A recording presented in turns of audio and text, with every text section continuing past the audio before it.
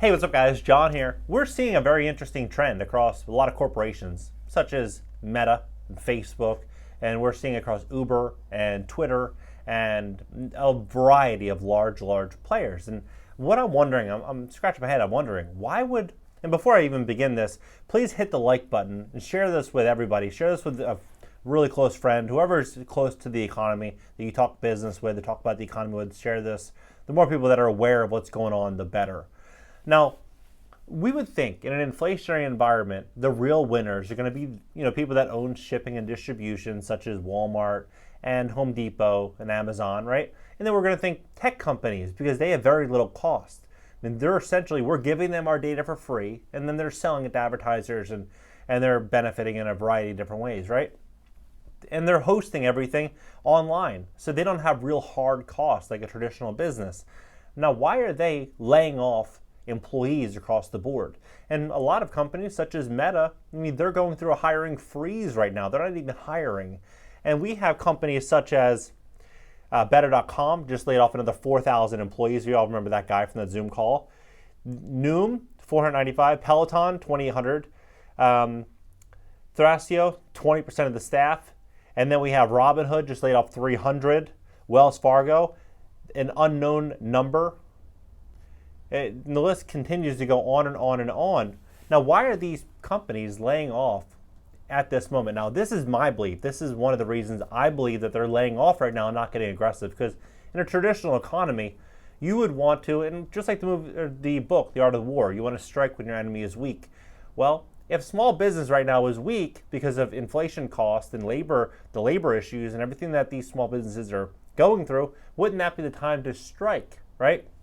By hiring more and more and more and building out a bigger competitive advantage and a bigger moat of safety around their entities to where they can, start seizing more of traditional American businesses. Well, instead they're doing the opposite. And the reason that I think that they are pulling back a little bit is because, one, labor costs are going through the roof right now. They're fighting over labor and paying an insane amount of money to get talent, and they can't even retain this talent. And two, is that stock prices are getting crushed 50, 75% off some of these companies. Some big tech companies, their valuations are getting slashed. And how are they benefiting? When the stock price is going up, they're using that money to invest in infrastructure, hire talent, to build and grow. And some companies, they have no revenue yet. They have no profit margin. And with that, they're, quote unquote growth companies that they're hoping that produce revenue down the road.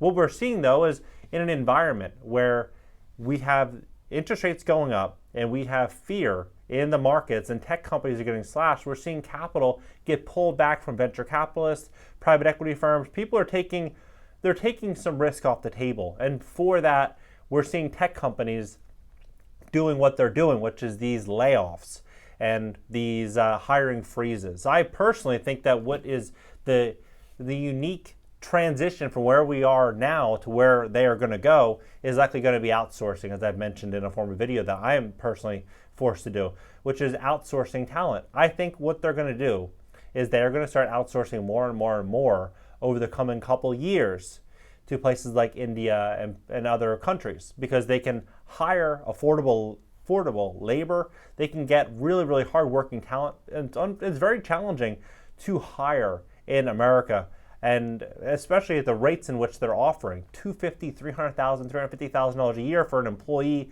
and they can't retain them.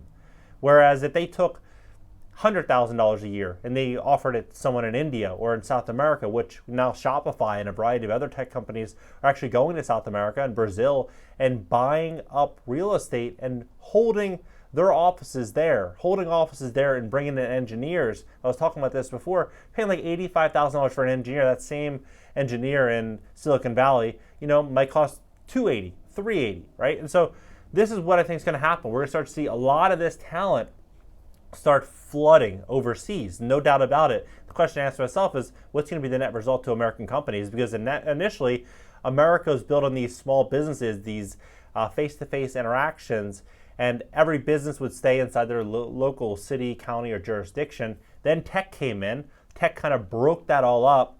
Everyone started getting addicted to the devices. And then what ended up happening in these devices, these corporations, they ended up kind of breaking down the walls into local cities and counties to just like an economy, one sole economy in America where you can buy and sell anything to anyone in this country.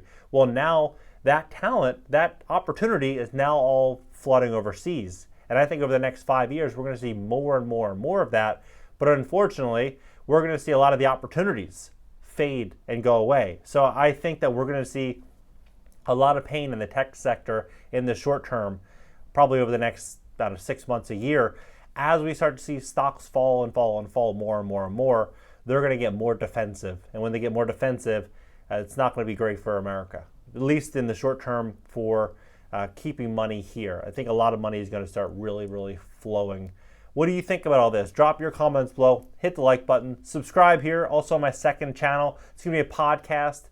And all my other links are up top in the banner. Catch you guys later.